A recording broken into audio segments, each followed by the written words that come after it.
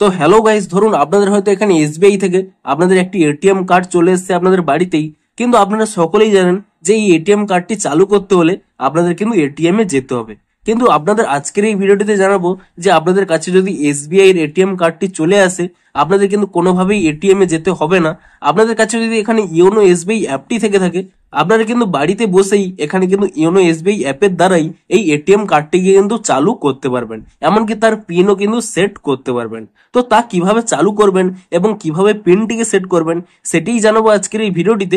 তাই জন্য কিন্তু পুরো ভিডিওটি অবশ্যই দেখতে থাকুন। তো তার আগে ভিডিওটিকে অবশ্যই একটি লাইক করে দিন এবং এই চ্যানেলে যদি আজই নতুন এসে থাকেন, এখনই চ্যানেলটিকে সাবস্ক্রাইব করে রাখুন এরকম নতুন নতুন ভিডিও দেখার জন্য। তো তার জন্য কি করবেন, প্রথমে দেখুন এখানে যে ইওনো এসবিআই অ্যাপটি রয়েছে, আপনারা কিন্তু সেই অ্যাপটি কিন্তু এখানে ওপেন করে নেবেন।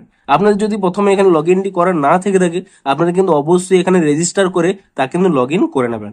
এবং তারপরে দেখুন এই অ্যাপটি ওপেন করে নেওয়ার পরে এখানে কিন্তু প্রথমে আপনারা কিন্তু এম পিনটি কিন্তু দিয়ে দেবেন। তো এম পিনটি দিয়ে দেওয়ার পরে আপনাদের কিন্তু এখানে অ্যাপটি ওপেন হয়ে যাবে। আপনারা কি করবেন, প্রথমেই কিন্তু একটি অপশন পেয়ে যাবেন অ্যাকাউন্টস বলে, আপনারা কিন্তু এই অ্যাকাউন্টস অপশনে ক্লিক করে নেবেন এবং তারপরে দেখুন এখানে কিন্তু ডান দিকে সুইপ করে নেবেন। তাহলে দেখুন একটি অপশন পেয়ে যাবেন মাই ডেবিট কার্ডস বলে, আপনারা কিন্তু এখানে এই অপশনে এখানে ক্লিক করে নেবেন এবং এই অপশনে ক্লিক করে নেওয়ার সাথে সাথে আপনাদের কিন্তু সেই ডেবিট কার্ডটি এখানে শো করবে।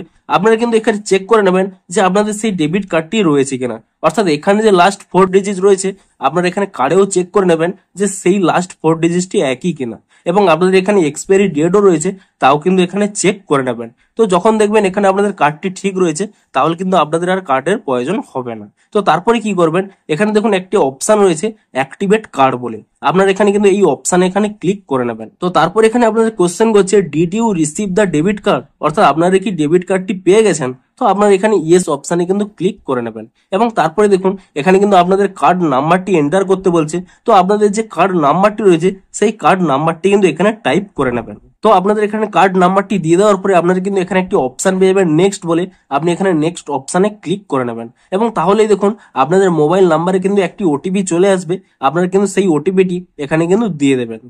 তো ওটিপিটি দিয়ে দেওয়ার পরে তারপরে কি করবেন, এখানে নিচে একটি সাবমিট অপশন পেয়ে যাবেন, আপনি এখানে কিন্তু সাবমিট অপশনে ক্লিক করে নেবেন এবং তাহলেই দেখুন এখানে সাকসেসফুল হয়ে গেল, অর্থাৎ আপনাদের কার্ডটি কিন্তু এখানে অ্যাক্টিভেট হয়ে গেল। কিন্তু এখানে কিন্তু আপনাদের পিনটি সেট হয়নি, তার জন্য কি করবেন, এখানে এই গো টু রিলেশনশিপস এই অপশনে কিন্তু এখানে ক্লিক করে নেবেন। তাহলে দেখুন এখানে কিন্তু এই পেজে পুনরায় চলে আসবেন। তাহলে এখানে একটি অপশন পেয়ে যাবেন set or reset ATM pin, আপনারা কি করবেন এখানে কিন্তু এই অপশন এখানে ক্লিক করে নেবেন এবং এই অপশনে ক্লিক করে নিলেই এখানে কিন্তু পিন সেট করার অপশন পেয়ে যাবেন। তো আপনারা যে পিনটি দিতে চাইছেন সেই পিনটি কিন্তু এখানে দিয়ে দেবেন এবং তারপরে কিন্তু কনফার্ম করার জন্য পুনরায় কিন্তু সেই পিনটি আরেকবার দিয়ে দেবেন।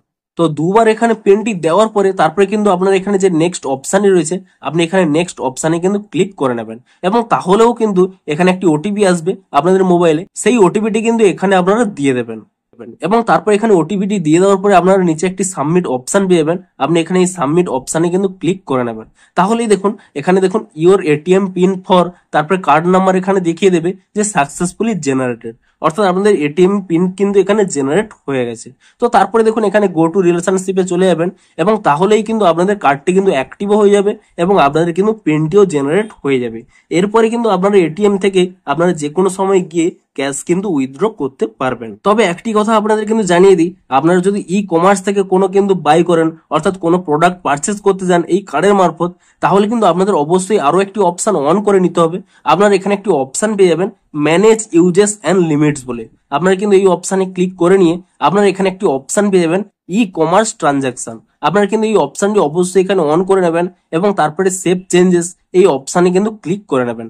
তাহলেও কিন্তু আপনাদের এখানে একটি ওটিপি ভেরিফাই করে নিতে হবে, আপনারা কিন্তু এখানে ওটিপিটি কিন্তু দিয়ে দেবেন এবং ওটিপিটি দিয়ে দেওয়ার পরে আপনারা কিন্তু এখানে নিচে সাবমিট অপশন পেয়ে যাবেন, এই সাবমিট অপশনে ক্লিক করে নিলেই তাহলে দেখুন আপনাদের কিন্তু ইউজেস অ্যান্ড লিমিট এখানে কিন্তু আপডেট হয়ে গেল।